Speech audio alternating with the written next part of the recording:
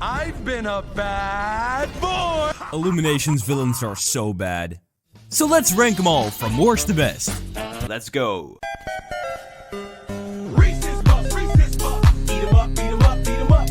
In last place, we have Carlos from the movie Hop. It's called a coup d'etat, which is a French for coup d'etat. First of all, what the fuck is this? So Carlos is an Easter chick that is second in command to the Easter Bunny. But he is tired of his job and he wants a promotion to become the new Easter Bunny. So he suggests his idea to the Easter Bunny. I mean, does it even have to be a bunny? What? Well, I suppose, given these troubled times, even a humble chick could do the job. But the Easter Bunny is not gonna make Carlos the new Easter Bunny because he wants his son to be the new Easter Bunny. And also, how can a Mexican chick be the Easter Bunny? The racist. So then Carlos decides to start a chick revolution and overthrow the bunny government. And when he took the scepter from the Easter Bunny, he turned into this fucking thing. Oh, let me in your world. It's now Easter and Carlos wants to take off in his chick-powered sleigh to spread his worms? What the fuck? But his plan fails immediately because this marshmallow chick can't stop dancing. What the fuck is this move? At number 13 we have Snowball from The Secret Life of Pets. You can look at my battle plans, it's all laid out, right here. Was he even a real villain? He more so just felt misunderstood.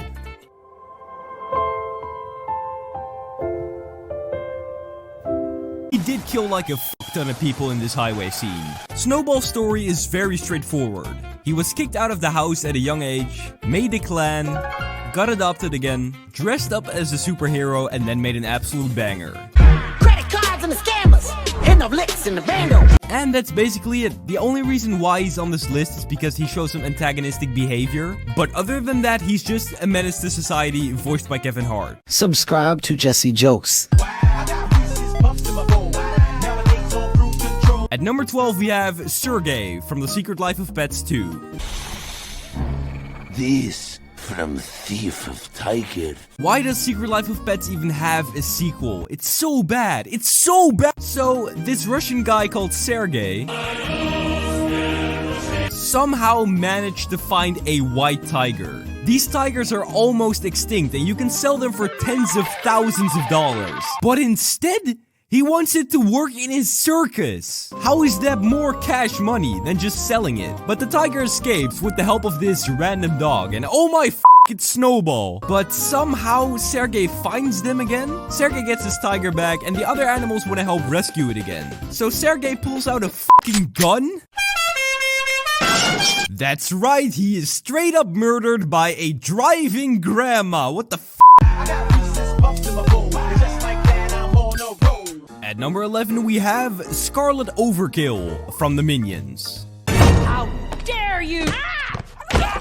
She is such an immature toddler in this movie. Every time when something doesn't go her way, or someone tells her something that she doesn't like, she throws a tantrum and it's so annoying. Here is a reenactment of one of those tantrums. I'm sorry, Miss Overkill. I am Donald Trump, not God. I cannot change the force of gravity. I'm sorry. No, don't worry. It's okay.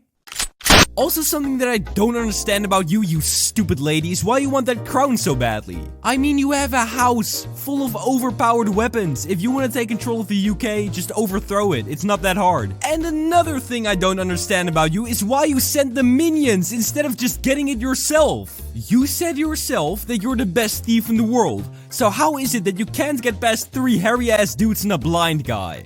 I mean, I can do it. Oh, you can do it. Okay. Then what did you need the fucking minions for? At number 10, we have The Grinch from The Grinch. No, I won't. I will not. I am not going to Whoville during... I know that he's the protagonist, but he is technically the closest thing to a villain in this movie, so I'll allow it. Also, isn't the Grinch supposed to be scary looking? Like, they nailed it with Jim Carrey, but what the fuck is this? In his theme song, they say that he has maggots in his smile, but then they show the whitest teeth I've ever seen. Anyway, I think we all know the classic story of the Grinch. But for those of you who have been living under a rock, here's the short version. Because of sad backstory, Grinch wants to steal Christmas using various methods. And when he succeeds, some young girl talks to him about happiness and fatherly abandonment. The Grinch then proceeds to grow a heart. Nice.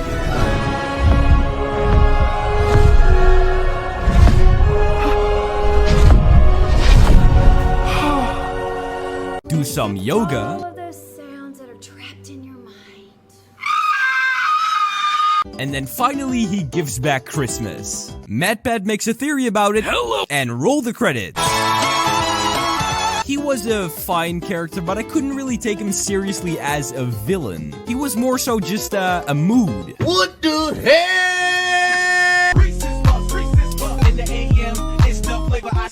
At number 9, we have Mike and the Bear Gang from Sing. Get in, quick! Oh, thank you, sweetheart. Oh, that was close. Yeah. I decided to group these together because without Mike, the bears wouldn't even be in this movie. So I crowned Mike as like the real villain, and the bears are just kind of there, I guess.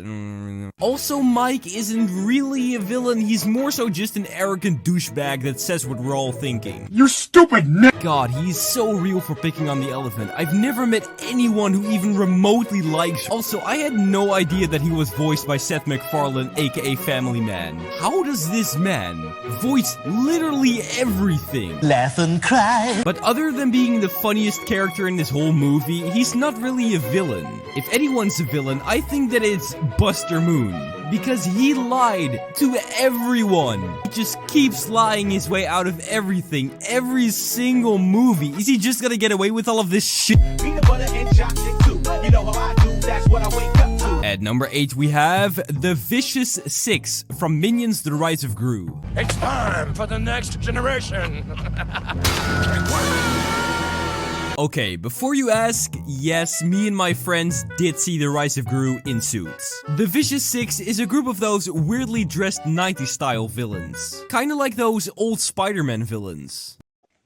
Life goes on. But they didn't really have a motive other than just wanting to have power, and they weren't that much of a threat until the very end when they transformed. A question you are probably asking yourself right now is, but Jesse, which one of the Vicious Six do you like the most? Nunchucks, she is so good. Look at this and tell me she's not the best one.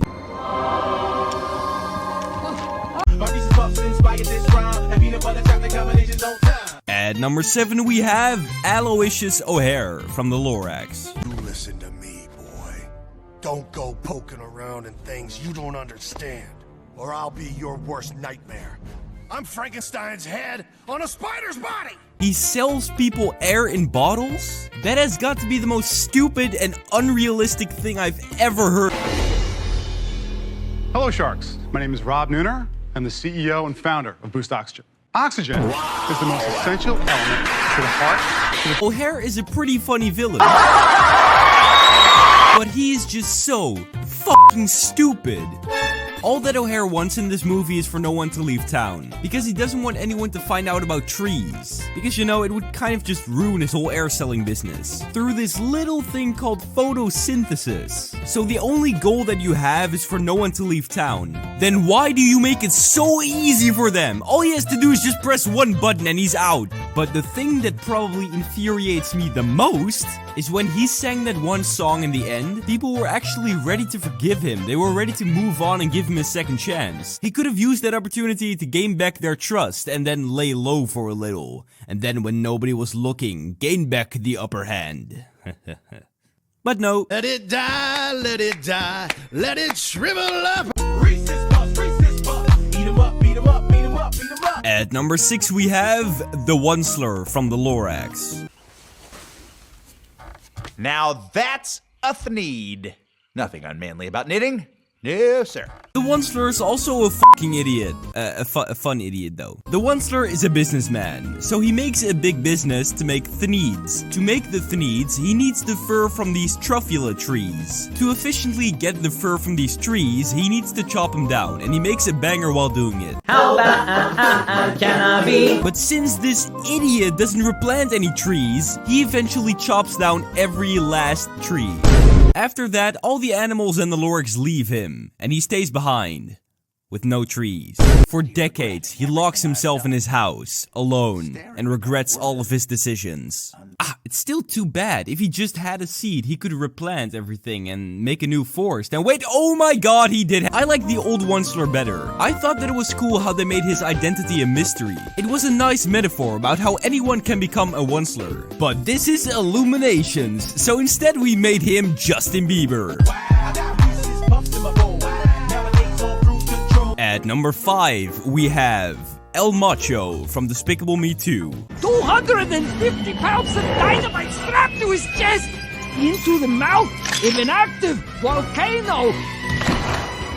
This guy has the moves, but his plan is just straight up stupid, because he wants to rule the world by spreading these purple junkie minions. I'm gonna say the N-word. But he doesn't control them in any way, so all that's gonna happen is just these minions destroy the world. But before he can do that, his plan is stopped by jelly guns. Yeah, it's still Illuminations. So he turns himself into this purple monster with very tiny ankles. Fast forward a little, he got tased, then shot. Honestly, he should have just stayed the OG El Macho. It would have been better for everyone. And he also gets some points subtracted for giving birth to one of the most annoying fucking characters I've ever seen. Fuck, I hate this guy. At number 4, we have Jimmy Crystal from Sing 2. Mr. Crystal! Gary! Mr. Crystal, wake up! I tried to stop him, I'm so sorry. I'm so sorry to wake you up, sir. It's Moon. He's taking over the theater and he's putting on a show right now. What? So Jimmy wants a show, and Koala Man is gonna give it to him because he has one. Psych! Moon actually doesn't have a show because he's a compulsive liar. Jimmy is understandably mad that he was lied to, so he does what every normal person would do. He tried to throw Moon off the fucking balcony. Okay. I don't like Moon, but what the fuck, Jimmy? You can't just be throwing people off balconies, man. Anyway, in the end, Moon actually does have a show and performs the show. After the show was done, Jimmy tried to take all the credit, but he ultimately got arrested for repetitive tax evasion. I think that he was a good villain because he created some really nice tension for this movie, but his humongous ego kind of frustrated me.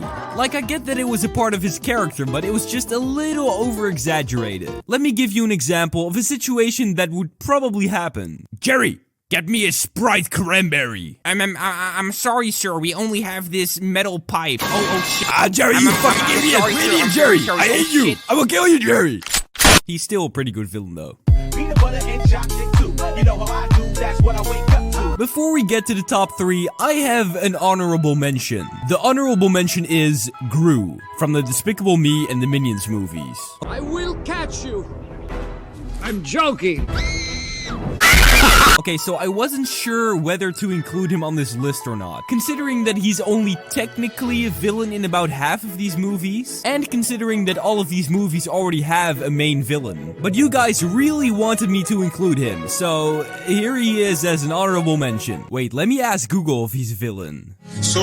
When Gru was younger, he adopted thousands of tiny yellow orphans to do villain stuff. And when he got older, he adopted 3 girls. And from that point on, he basically became a dad. Also therefore doing a lot of usual dad stuff, like eating poison and punching minors. You know what, Gru? Let me help you with this one, because I fucking hate this guy. At number 3, we have Balthazar Brad from Despicable Me 3. I've been a bad boy! Balthazar Brad is such an annoying little brat. Wait. Balthazar Brad was a kid actor who became irrelevant after a couple of years because he hit puberty. And then he became a villain and stole a huge diamond to power a huge robot of himself. But it only worked for like 5 minutes. And then he lost a dance battle and flew away naked in a bubblegum. Because, you know, Illuminations. I absolutely love a villain that uses music in their advantage. And the music he chose was absolutely perfect. But come on, man, your catchphrase is so stupid. I mean, Vector has his classic, Oh yes! Oh yeah! Oh yeah! Oh yeah! and then there is your catchphrase. I've been a bad boy! Come on, man, you're like 40. Stop acting like a child and start worrying about your hair loss.